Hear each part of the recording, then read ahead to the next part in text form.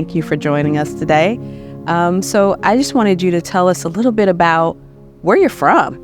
I was raised here above the projects right there on 11th and Paseo, and have been a product of Kansas City all of my life. In that community, what do you remember feeling was like the best part of that experience for you as a child?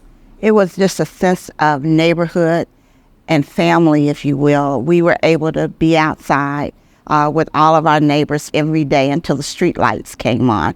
But was there also a ingrained sense of like service in that community as well? Is that where that seed got started for you think? The seed for service actually came from my affiliation with our church.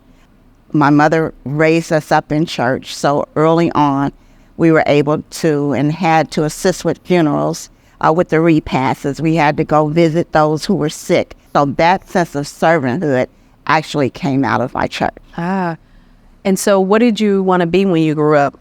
I wanted to be a teacher. What were those qualities about teaching that really kind of captured you?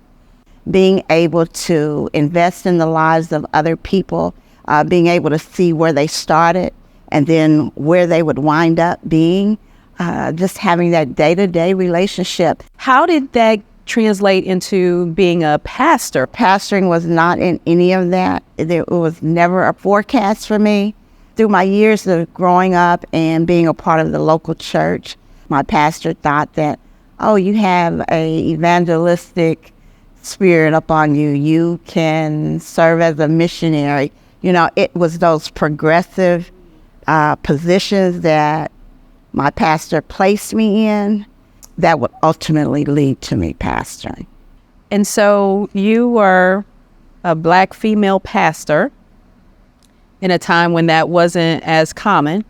Can you tell us a little bit about that experience? So there were many female trailblazers in Kansas City that kind of paved the way for those of us that would come after. So we were able to glean from their experiences and especially the barriers that they had coming into this field of pastoralship. You already know that as a female leader, you're not going to be tolerated in various circles. So I embrace the concept of, I don't need to be where I'm tolerated, I'll be where I'm celebrated. And so that helped shape my ministry here in Kansas City. Do I have it right? Were you the first female president of the Concerned Clergy in Kansas City? Yes. And that was like 2015 or 2016? 2015 was when I was elected. Right. What was that like? A total surprise, shock. I think not only for myself, but for the faith community as a whole, and even for our founder of the Concerned Clergy Coalition, which was Dr. Wallace S. Hartsfield Sr., who founded the organization well over 45 years ago. I remember asking him, Dr. Hartsfield, did you ever think that a female would ever lead this organization? And he said, baby, I never saw that coming. But what he said to me, you just get up and you deliver and you share what God has given you to share and don't worry about the rest. I'm no longer the president of the Concerned Clergy Coalition. Pastor Michael Brooks serves in that capacity. I am still a board member and I am the chairperson of the Youth and Education Task Force there.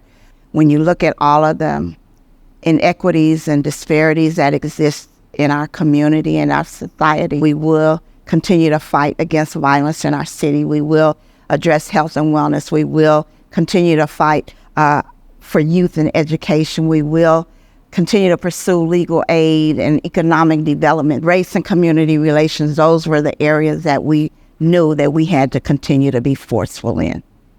And how would you define your ministry? It's evangelistic, discipleship.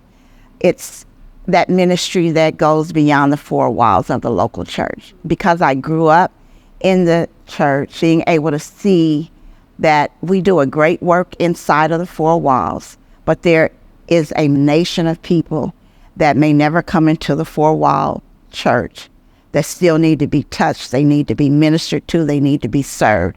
And so what was the first steps for you in that particular ministry that solidified for you that I need to go outside the walls?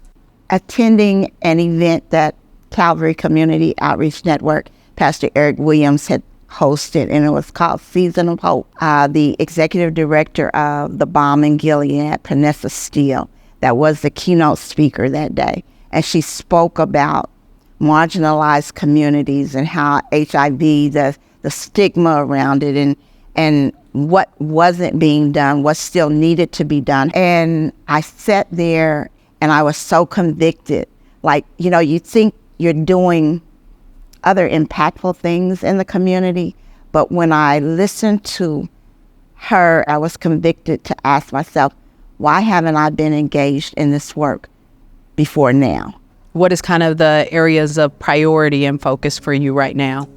Our violence reduction, violence prevention is still my heart and my passion, the burden that I share. And then the work that I do with Calvary Community Outreach Network, where our focus areas are HIV and AIDS, youth development, and health and wellness. So for me, in my professional and my ministry, all of those things tie in to help me do what I do in our city.